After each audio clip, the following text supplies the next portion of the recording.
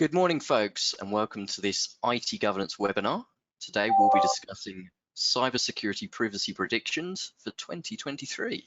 I hope everyone's having a good day. You can see we've got plenty of attendance here coming in.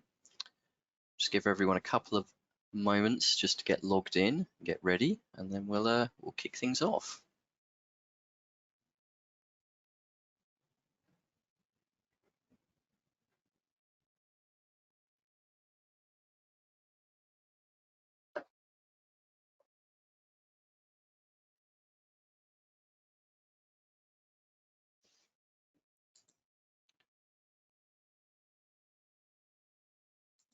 Okay, just as everyone's getting logged in, I'll just go through a couple of different bits. First off, I'll introduce GRCI Group. GRCI International Group is a governance, risk and compliance company whose main business is cyber defense in depth. GRCI has over 25 years of experience across 200 employees. We provide IT governance, risk and compliance solutions, providing our services to over 12,000 clients across 6 different continents. And we are proud to have provided more than 4,000 training solutions to clients and delegates worldwide. GRCI Group comprises of IT Governance UK, EU and USA. We have a publishing arm, IT Governance Publishing. GRCI Law, providing legal consultancy centered around privacy and data breach. GRC e-learning, producing off-the-shelf and bespoke self-paced e-learning solutions. Vigilant Software, who produce governance, risk and compliance software, and GDPR.co.uk, who are our platform to help educational organisations comply with data privacy laws. So before we start today's session, we get everything underway, I'll just run through some housekeeping. Attendees will be muted for the duration of the session. However, questions can be submitted at any time using the questions function in the GoTo control panel.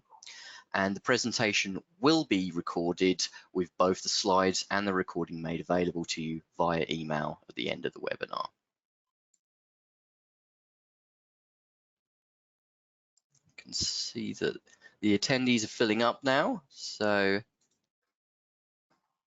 if we're all ready, panelists, I'll kick things off. Okay, so I'll start with some introductions. My name is Adam Siemens. I'm the Information Security Manager for GRCI Group International. I've been working within the organisation for 5 years, and I have over 15 years experience in IT and information security. With me today is GRCI International Group CEO and founder, Alan Calder. Good morning, Alan.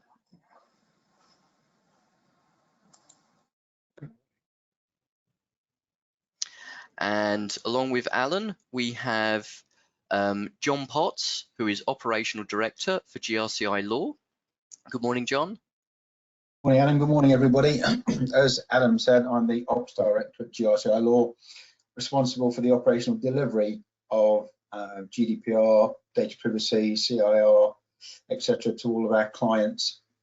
I've been with GRCI Law for 4 years and 2 weeks now, and prior to that, I was the Head of Information Law and Security at the Metropolitan Police, where I was also the DPO and Departmental Security Officer. Thanks, Adam. Great.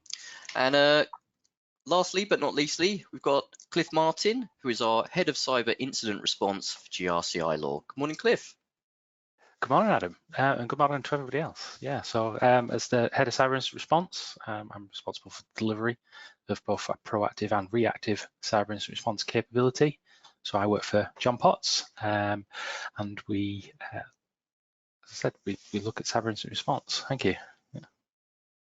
Great. Okay, without further ado, let's get this underway. Okay, so the agenda for today, we'll start with the key lessons organizations need to learn from 2022's most notorious cyber attacks. Then we'll move on to cybersecurity and data protection best practices for organizations and what you should be adopting in 2023. Then following up with the challenges organizations face in the coming year. how to prepare for the unpredictable and unexpected.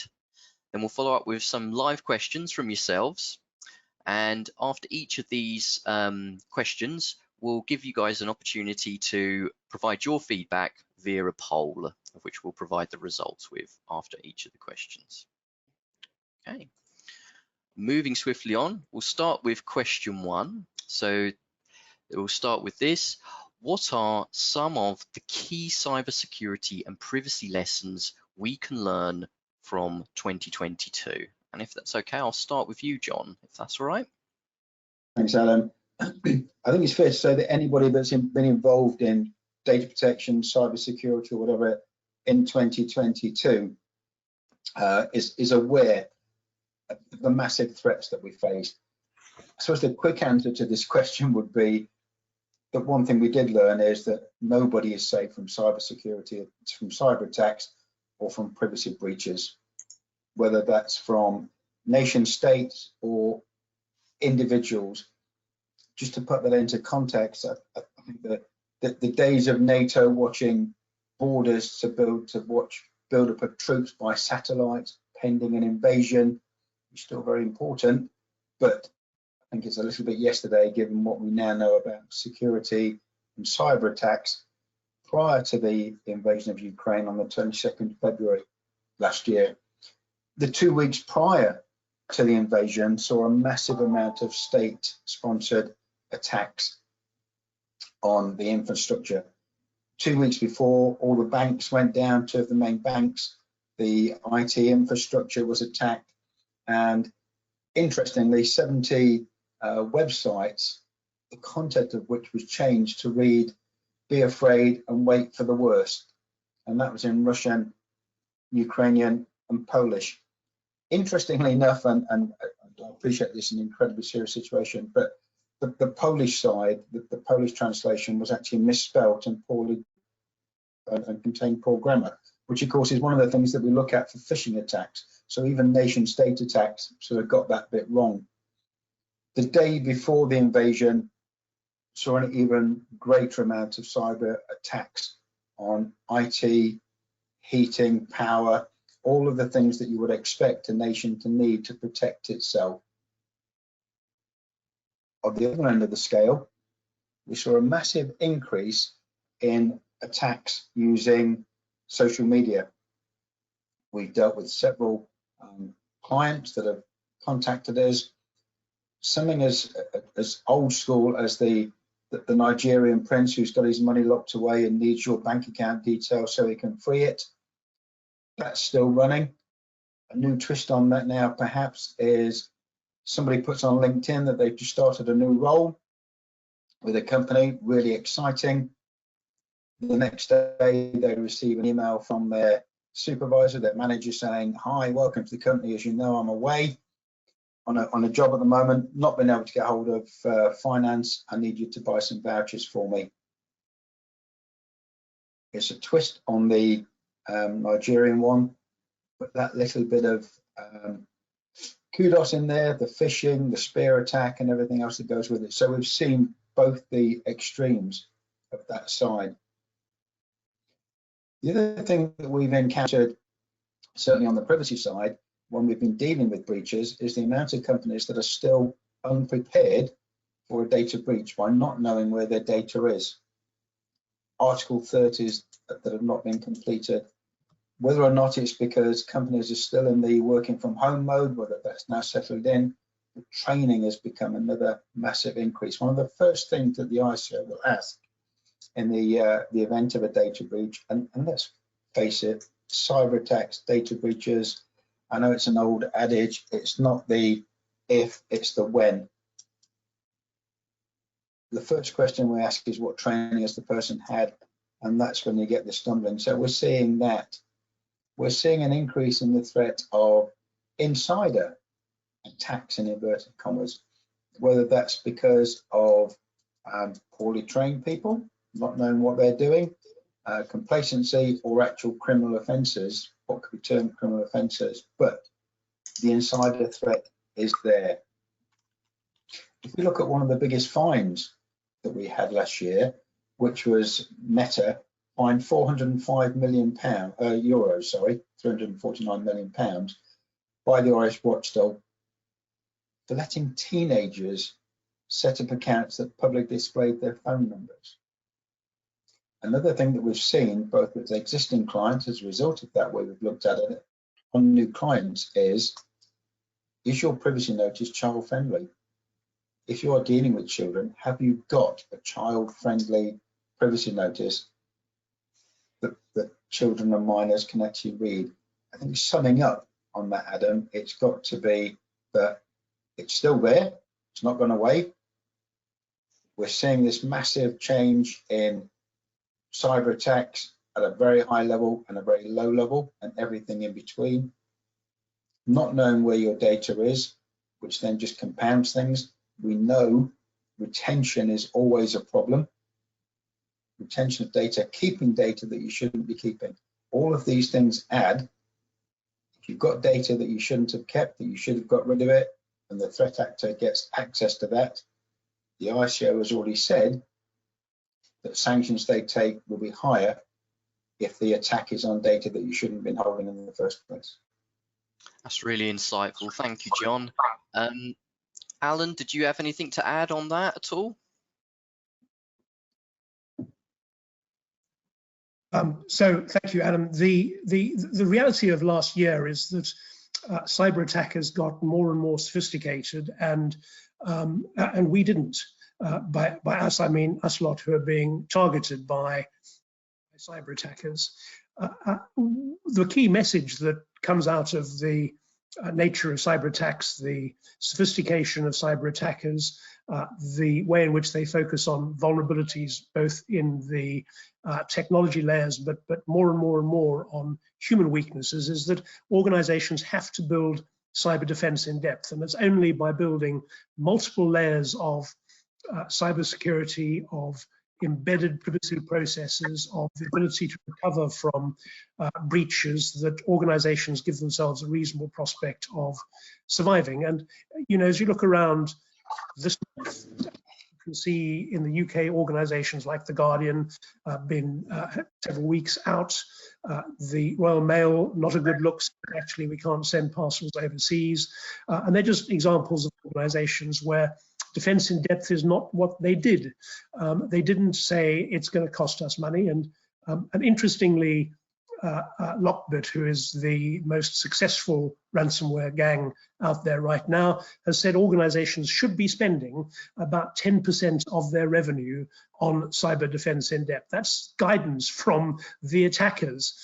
Most organizations spend significantly less than 10%, and they expect that they're going to get away with it. And the answer is that you don't. That's, I think, the big cyber lesson. The attached big privacy lesson is that you're going to have a breach, and you're going to find yourself with a reportable breach, which is going to go like 130,000 other incidents reported to supervisory authorities over the last 2 years. That's over 600 incidents a day, which will bring a fine.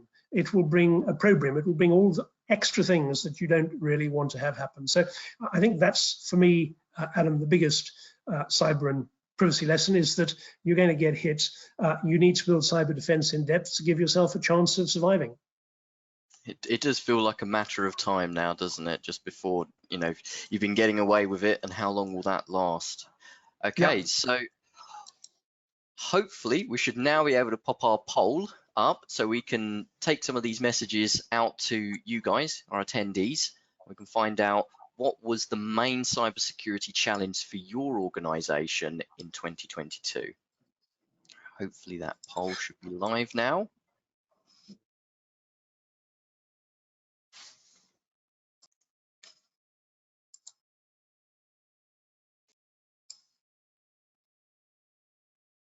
We'll keep that up there for a couple of seconds more.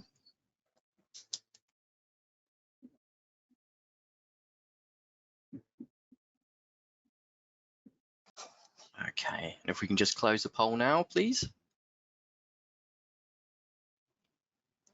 Okay, so taking a little look at that, we've got 36% have said phishing attacks, 26 are saying ensuring the right level of competence and expertise, 45% adequate cybersecurity and privacy training, 30% are saying third-party security and implementing technical and organization controls. So we're saying that the vast majority are seeing it's the adequate cybersecurity and privacy training.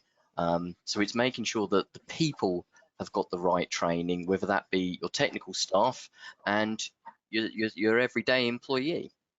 Okay, so we'll move on to our next question. Oops, there we go.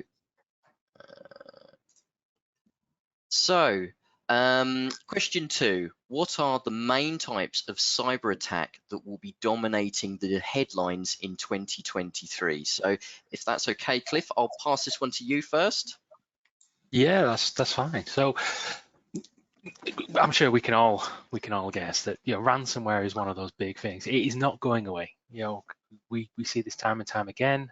We're seeing new groups come about, you know, quite regularly. You know, and as Alan said, you know, Lockbit is one of the biggest ransomware groups that are having a huge impact, as we've seen with the Royal Mail ransomware attack that happened just you know, a week or so ago, or was detected a week or so ago. You know, that was an affiliate of Lockbit, and initially they didn't actually know that it was their affiliate at all. It was only after they did their own internal investigation that they discovered that it was one of their affiliates. So then they were able to claim responsibility for that. But I think that's going to be continued, you know, until we have a global response to ransomware, where these ransomware groups they don't have anywhere to hide. I think we're going to continue to see that, and it's only going to get worse before it gets better.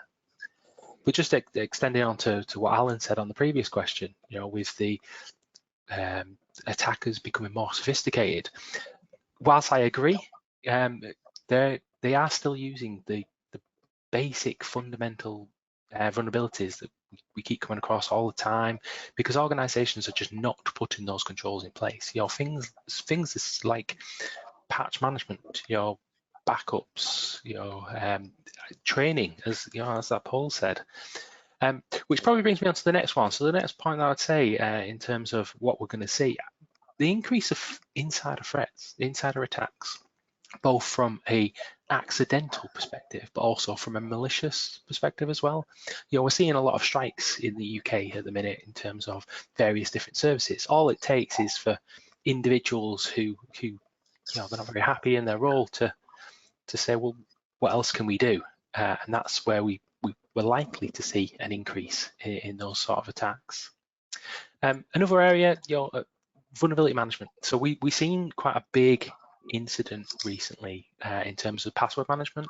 So LastPass, which was a big password management organization that a lot of people used in terms of storing their credentials, that was compromised recently.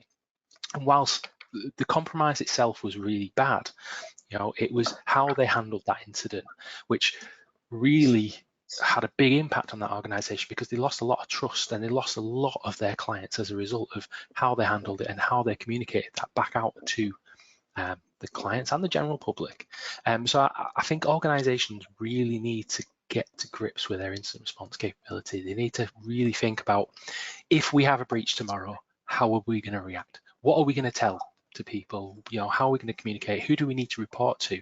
You know, we talk a lot about the UK ICO and various other supervisory authorities, but that might not be the only organisations that you need to report your incidents to. So it's key that you get to grips with that, understand that now, because as John said, it's not a case of if, it's a case of when. So make sure that you are ready.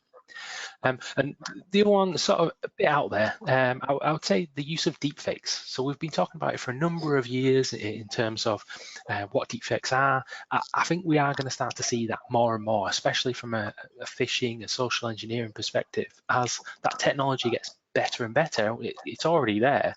I think we're going to see that a lot more, where we're going to see social engineering of somebody that thinks they're talking to the right person, but it's not. It's not the right people in the end, and that has huge impacts, and that can cause any types of these sort of incidents. Yeah. I think they're sort of the top ones for me. I don't know, Alan. Do you Really have great points there. Yeah, Alan. I agree. I think in particular, Cliff, the point you made about some of the old attacks will continue to be the new attacks, exactly right. And going back to the Lockbit advice for their own target companies, they say you need to patch your software because lo and behold, that's exactly how many of their attacks are successful, because organizations simply fail to patch applications, operating systems, right the way across. They don't keep their software up to date. They don't deal with vulnerabilities. And the third piece of advice that Lockbit gave was hire an external penetration testing company to go and test your systems and find the vulnerabilities, because then you can do something about it. And I guess that the only reason Lockbit's telling people that is because they're pretty sure that most people will ignore it. And therefore they can, it's a kind of easy thing for them to do. They can look virtuous by telling people what to do, knowing that nobody will do it. But that's the right advice. That's for me the key thing. There will be lots of new sophisticated attacks. Cliff, I agree with you, but there will go on being lots of the ones which succeeded last year and the year before and the year before that, and they will go on succeeding for the same reason. Organizations with inadequate risk management and compliance just not doing the basics. Yeah, if it works, why change it? Definitely. Yeah. All right. So sorry. I was going to say, I think that was seen in the Interserve attack, which really came down to basics when it was first mooted about the attack. So we had discussions in the group, in the team, about what had caused it, how they got in, etc., etc. When it comes down to it, it's a basic phishing attack.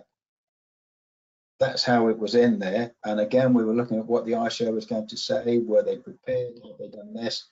And it came down to a straightforward Article 5 breach, technical and organizational measures.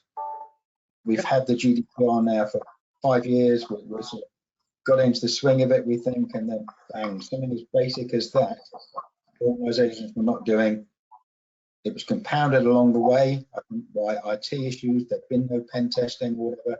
But it comes down to the basic. Had that been put in place, had they had the pen testing, had they had the training on the phishing, then they would have had £4.4 million more to invest next year than they've got going forward.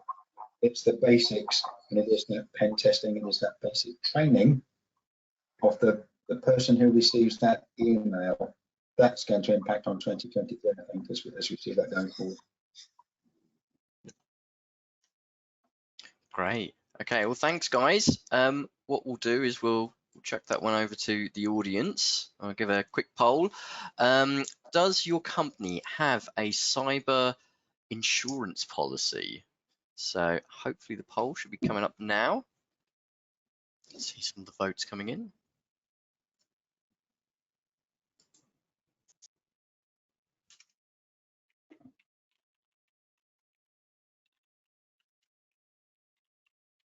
Just give you a couple seconds more. Let's get as many people in as possible.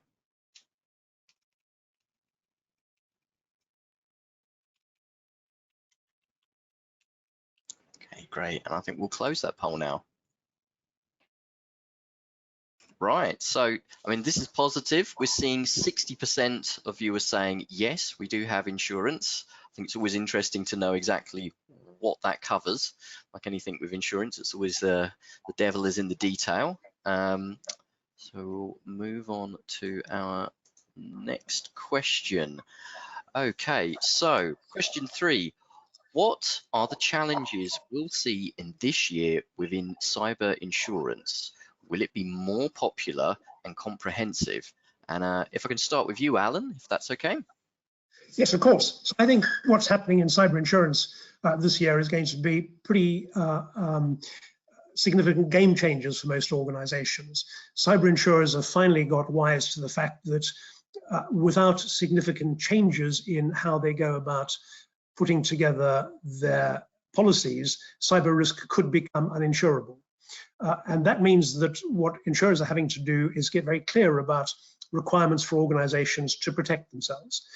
They're getting very specific about the types of controls that have to be in place, and they're requiring evidence that those controls are in place before an organization can make any sort of claim. And they're not kind of, as long as you've got multi-factor authentication, you're in. It's a long and significant list of controls, which varies from insurer to insurer. So cyber insurance is going to get harder to take on. It's also going to go on getting more expensive. There was significant increases in pricing through last year. I think average price of premiums up about 50%. I think they've plateaued a bit. I think they're likely to continue moving ahead because of the size of claims that organizations are making on account of, they still don't have adequate defense in depth. And I think the third thing that will happen is that organizations will find that the cover they've got is inadequate to deal with the total size of the impact of the cyber breach. Whether it's $1 million or $2 million or $5 million or $10 million in cover, the reality is that a cyber breach has much more dramatic impacts on the organization over a long period of time. You consider that it takes, on average, in excess of 100 days to contain a breach.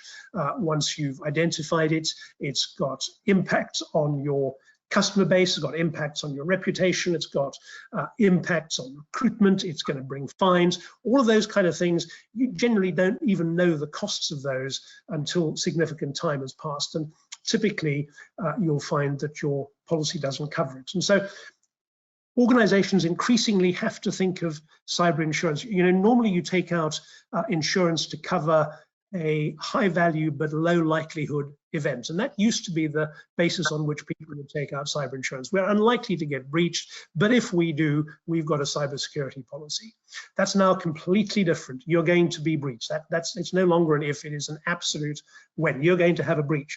And so cyber insurance is no longer something you take out instead of putting appropriate controls in place. Cyber insurance becomes something which is only about mitigating some of the costs of a successful breach. And I think we'll see more and more organizations approaching cyber insurance on that basis, and more insurers expecting that kind of an approach, that cyber insurance on its own is not enough. It has to be simply a mitigation for the costs that you've got having put in place and had all of your defense in depth beaten to the point where you need to make a claim. I think the final thing that we'll see is going to start hitting from March onwards. Lloyd's of London has said that policies they underwrite, cyber insurance policies, they will no longer pay damages to organizations where the breach is driven by a nation state attack. And for many organizations, they go, hey, we're not going to get attacked by a nation state. After all, we're just whoever we are. We're not a frontline defense supplier. But you've got to remember that when Russia invaded Ukraine, it hit Ukraine's online digital economy and the suppliers to that economy. And that meant many organizations, other than what you might think of as traditional defense type suppliers or traditional critical national infrastructure.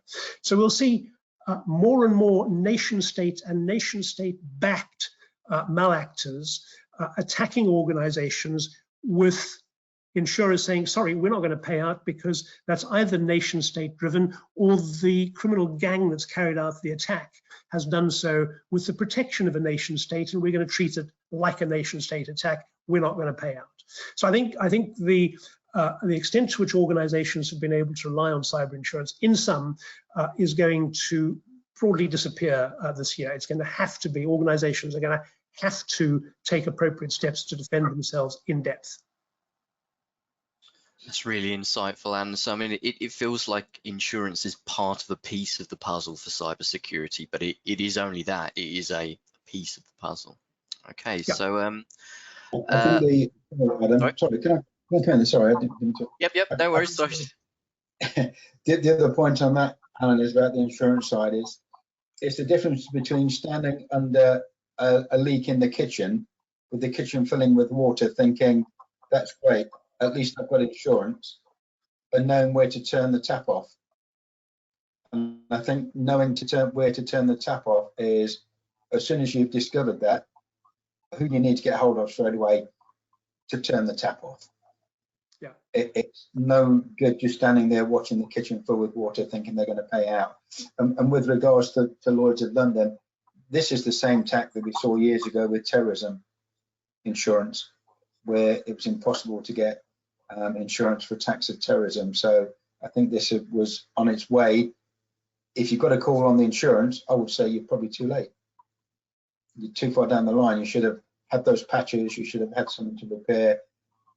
Know somebody who you can pick the phone up and say, where's the stop cop? Yeah, I agree. I do agree. Okay, so I'll move on to our next poll. Okay, poll 3. Are your security teams suitably qualified and regularly trained on how to respond to cybersecurity threats and incidents? So this is a great question, because it isn't just I passed my CISSP. You need to do that continual professional development to make sure that that you are up to date. You're not just able to fight the battles of the past, but also the oncoming ones. So if we can get that poll going, please.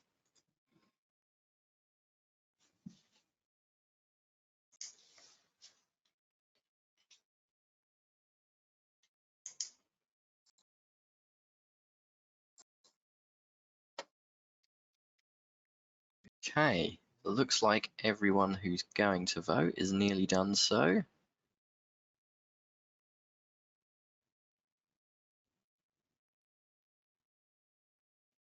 Okay, if we can close that poll for, please.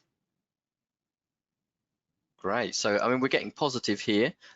People are saying that 64% are yes, they are doing that training and making sure that it's regular, and only 36% are saying no. So that's good. I think that that's indicating that, you know, that message has got across, and as an industry, we are recognizing that the training is key to making sure that, you know, we keep up to date with new and emerging threats and the technology and controls that we need to put in place to prevent those. Okay, so we'll go on to our 4th question. What are the main data privacy challenges that we can expect in 2023? So, John, if you could give us your thoughts on this one, please. Thanks, Adam. To my mind, there's an awful lot happening in 2023 regarding data privacy. GDPR is becoming not only the gold standard, but it's also becoming the standard that other jurisdictions are starting to adhere to. They want to make sure they're in line with the rest of Europe when we go to adequacy.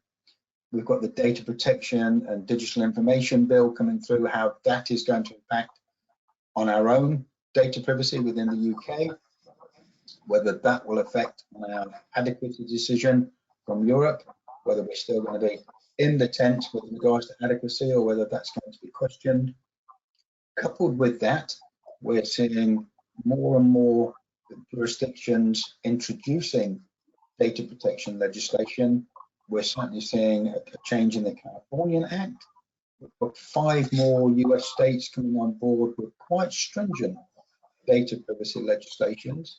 We've got India, everywhere where we're expecting to trade, wherever you are in the world is expecting to trade, there's legislation coming into force. We've been talking to clients in the UAE, their own laws are coming in, they're very much aligned to GDPR, but we've got those changes in the legislation that's coming out of there. We know that in the US, on a federal level, the demise of Safe Harbor and Privacy Shield, the second iteration, if you will, of Privacy Shield was launched late last year, and the President is expected to sign it into law in March of this year. I suspect if he signs it on March the 1st, by March the 2nd, Max Schrems will be launching Schrems 3 to see where we go with that. So we've got to make sure here we're prepared for that. We're linked at the transfer impact assessments, the due diligence that we've got out there. That's all going to increase if we want to exchange and exchange data with the EU. But coupled with that is we've got to keep an eye on the data protection digital information bill to see how that's going to affect our adequacy decisions when we go forward that way. We've got a new NIS. NIS 2 came into operation, into law on Monday. The Monday just gone. Massive changes into NIS 2 as to who's going to be caught up in that. There's now there's no differential now between the service providers, digital providers, etc. It's now whether you are an essential service. So there's a lot of changes coming into NIS that we've got to look at. As I say, the data transfer changes, transitioning away from third-party cookies is something we've got to look at. Cookies are really in the news at the moment, whether that's going to happen, whether we are going to transition away from it.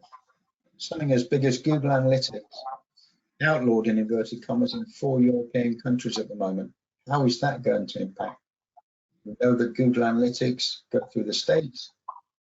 What are Google doing about that? What can we do to protect our cookies going forward? I think 2023 is going to be a massive change for data privacy, especially in the areas of transferring data, looking after data when it's leaving the UK, when it's leaving Europe, moving data around. NIS is going to have a massive impact, but as I say, a lot more organisations are going to be covered now by NIS. It's something that every organisation should be looking at under NIS 2. Am I covered? Do I need to register? So exciting, interesting, and frightening, all on the same. Sounds like my marriage. All at the same time. Do you have anything to add to that, Alan? Yes, I agree with everything, John, you say. I think that the other area in which this coming year is going to be interesting is for the whole ad tech industry across Europe. I think the recent fines on Meta for Facebook and for WhatsApp effectively outlaw their business model in Europe. They cannot operate legally on the basis that they have operated of saying, you know, we're contracting to do something for you, and as part of that contract, we're allowed to use your data for advertising purposes. That is no longer going to stand up. They've had both those organizations a couple of hefty fines for what they've done, and they've been given a very short space of time to work out a different model. Now, when you think about the impact of that on the whole ad tech industry, of which there is a significant part in Europe, all of them having to rethink what they're doing will change how search happens, will change, therefore, how personal data is collected by organizations who need to collect personal data to find out what on earth is going on their websites. They're trying to attract people, and they're going to be challenged more and more around cookies, and in the absence of cookies, it gets harder and harder to know what's going on your website. So I think that the reality of organizations needing to find ways of tracking human interaction digitally is going into areas where they're not currently operating, and that will bring with it a whole new set of privacy challenges that will turn into big fines the year after this coming year, because, you know, people first have to think they've come up with a solution, then discover they've broken the law, then get a fine. But I think that's going to be a very interesting area of development through this next year. Okay, it really does sound like the tide is changing against some of these big tech companies now, and where a few years we thought that they were leading the way, perhaps they're the ones who need to adapt and change. So yeah. Great. Okay, so let's move on to our next poll. So we can get that live, please. So what are the most cost-effective security strategies organizations can adopt in the coming year, 2023?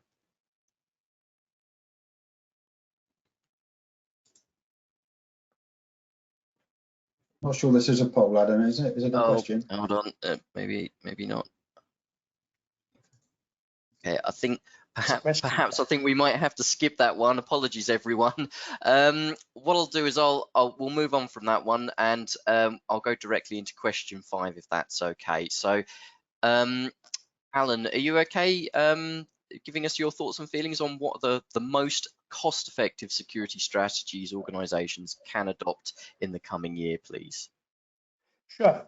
So some smart person has said, if you think the answer to the cyber security problem is to deploy substantially more technology, then you don't understand the problem. And I think that's basically right. The key weakness organizations have doesn't tend to be that they haven't got an expensive cybersecurity solution. It's that they employ human beings.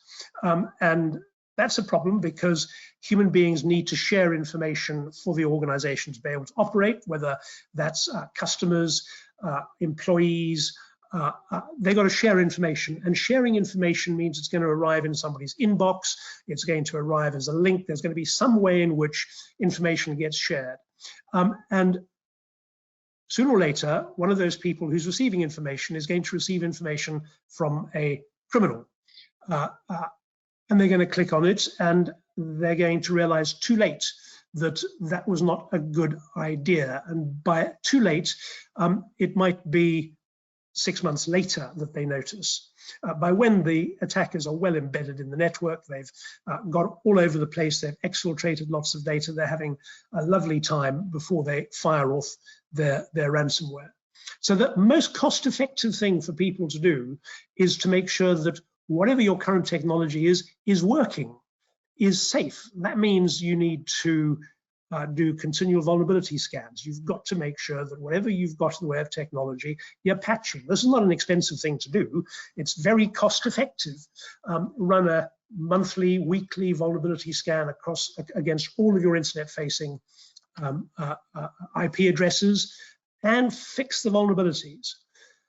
Train your staff, teach people how to spot a phishing email. And teaching people how to spot a phishing email isn't really doing one training course a year and everybody ticks it and goes, okay, I've done that, because phishing attacks get more and more sophisticated, they change. And so if you're going to train people how to spot phishing, and that's the attacker's most enjoyed, preferred vector of attack, phishing, you need to do quarterly updates across the whole business. Everybody needs to be refreshed on a quarterly basis, not just what they saw 3 months ago, but the new attacks that are happening now. You need to be running simulated phishing attacks. You need to hire an external company or deploy technology that can run phishing attacks internally, where people will click on emails, but the clicks will go to a safe environment where you can track who has been caught out. Our experience is that it can take a year of sustained monthly training of perhaps quarterly simulated phishing attacks to get the number of people who will fall for a phishing attack down into single digits. You never get down to zero. We've never had a client where we get them down to 0%. And that's the reality of dealing with attacks, is that the attacker needs one person to click on a link. You need 100% of people not to. And so it's a ongoing process of being completely aware of training, of having an incident response process. So when somebody does click, they know that the first thing they've got to do is talk to the help desk who can escalate it and deal with it quickly. You never punish people who make a mistake, because that stops them reporting it. You want to report it as fast as you possibly can, and you need a really well put together incident response process. And vulnerability scanning, phishing training, and incident response, these are not expensive technologies to deploy. They're inexpensive. They're highly cost effective, because what they enable you to do at the front edge of where you're being attacked is to reduce the likelihood of attacks being successful. So that's where I would say organizations should focus their cybersecurity efforts in the year ahead. Okay, great. Thank you, Alan. John, did you have anything that you wanted to add to that at all, please? Yeah, I totally agree with everything that Alan said there, and this is certainly what we see with clients. It's that very basic. One of the things that the thread that's run through this entire panel discussion, if you like, is this the basic. Alan has talked about patching. We've talked about phishing emails. It starts there. It's not expensive, but the cost efficiency of that training. The other thing I would add is that when there has been a breach, people need to know that there's been a breach. If you've had an issue with emails, whether it's the BCC, incorrect use of that, or whether it is a phishing email, get an email out to the company, because as Alan says, you'll never get down to zero, but what you will do, if people know that there's been a phishing attack, you don't need to go into chapter and verse, but if people know there's been a phishing attack, it will make them check their inbox. It will make them stop and think about what's in there, so they're not going to sort of build on that. It is a case of having that defense in depth. And the other thing that we've got to make sure of, that I would add, is that we've got to treat the cause, not the symptom. Cliff and I have dealt with clients on the CIO on the breach side where the symptom's been eradicated, where, yep, we've solved that, let's get on with business. And then months later, bang, there's the Trojan that had been put in there, because the symptom, not the cause, had been treated. So that's the bit that I would add. Great. And then the attacker just repeats the attack, goes to the same vulnerabilities and does it all over again. Yep. Path of least resistance. Okay, great. Thanks, guys. Over to on the back of that, one of the things I'd like to cover here is how can GRCI law help with your data breach? So when talking about data breaches, don't be ashamed for asking for help. People suffer breaches. If you have suffered a data breach, an external incident response team is here to help you. Please contact us. We are more than happy to help you with that. It is crucial that external incident response teams are brought in and kept up to speed ASAP. The sooner we're there, the sooner that we can help you. And have access to resources, including your documentation, that can help you identify and us help you identify and assess and recover from your incident. So GRCI law can support your organization in the event of a data breach. Here we've got some of our privacy management and cybersecurity support packages. John, Cliff, if you fancy just taking us through some of those, maybe John, if you could tell us a little bit about the data breach management service and the data breach audit, please. Yeah, I mean, these are packages that we will. It's that standing in water again, knowing that you've got a leak. How are you going to turn it off? This is what the data breach management service will do for you there. It will pick that up. It will start to question what it is that you're doing. I think the most significant one on there, and I'll link it with Cliff, sorry, is the cyber incident response, because that is a joint cyber incident and data breach service. Every cyber incident is going to have a data breach. The chances are you may have a data breach that's a cyber incident. It's being ready for that. The services that we've got there, whether it is the retained service, the cyber incident response, whether it's the data breach service that we've got there, the data breach audit delivered by DQM, can all come through us, and the emergency data breach. So if you're an existing client, you have data breach as part of the service, perhaps, depending on what service you've got, or we've got, if you're not a client and you suffer a data breach, you can call us and we'll pick that up, deal with it. We'll run it from, if you like, root to branch.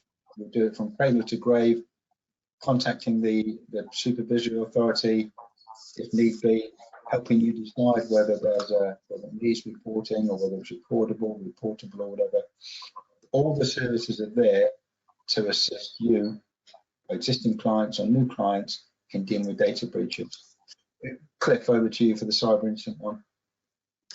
So yeah, absolutely. So as John said, we are here to support from an emergency cyber incident response perspective. We can offer, both from a management and supporting you to coordinate and manage the incident, but we can also do some of the technical hands-on capability stuff. With that, we also provide both the reactive and proactive services as well. So whilst they're not listed here, we do provide like gap assessments and tabletop exercises to test your capability. I know one of the polls suggested that organizations are a lot better in handling and managing incidents, but we can test that capability in our tabletop services as well, where we'll run through a number of scenarios, using the latest threats and examples that have hit the media, just to see how your organisation would handle that.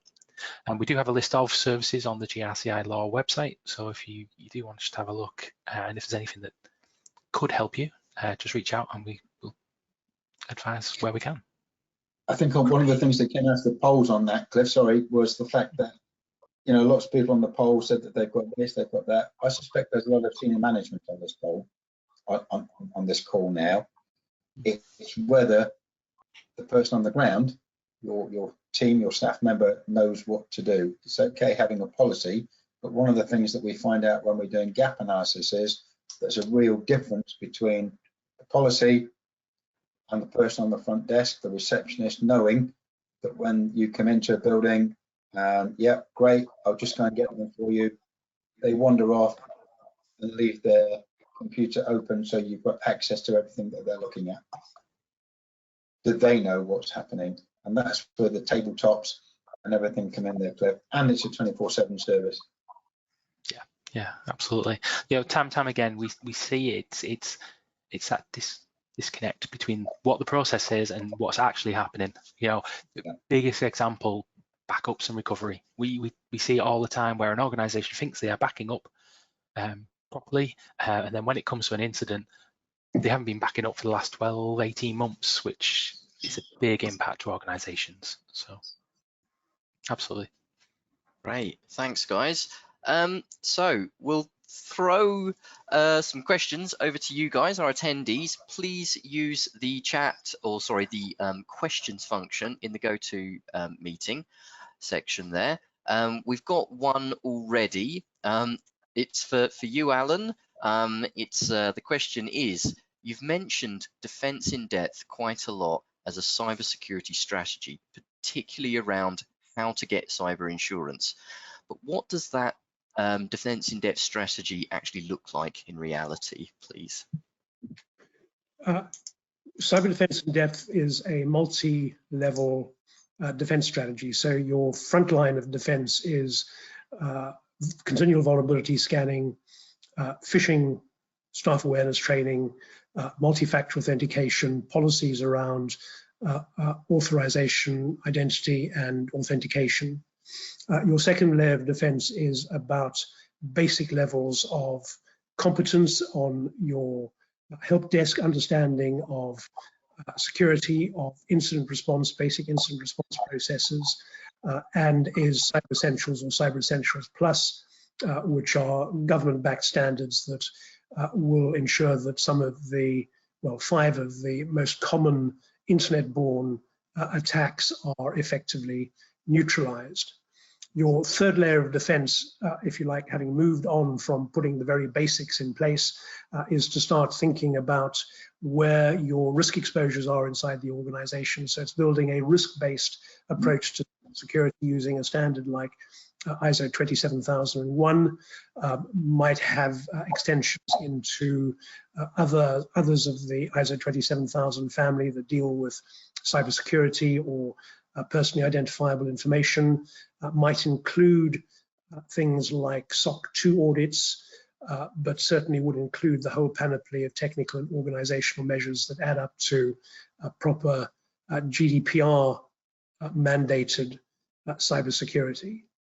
Your fourth layer of defense recognizes that however good those first 3 layers are, you're still going to have breaches which get through the layered controls. And so the fourth layer of defense is really looking at business continuity planning and looking at security across your supply chain, both your suppliers, making sure that as you reach out into your own supply chain, your own suppliers are secure and can demonstrate that they are secure and compliant, but also making sure that your customers are able to comply with the areas in which you need them to comply.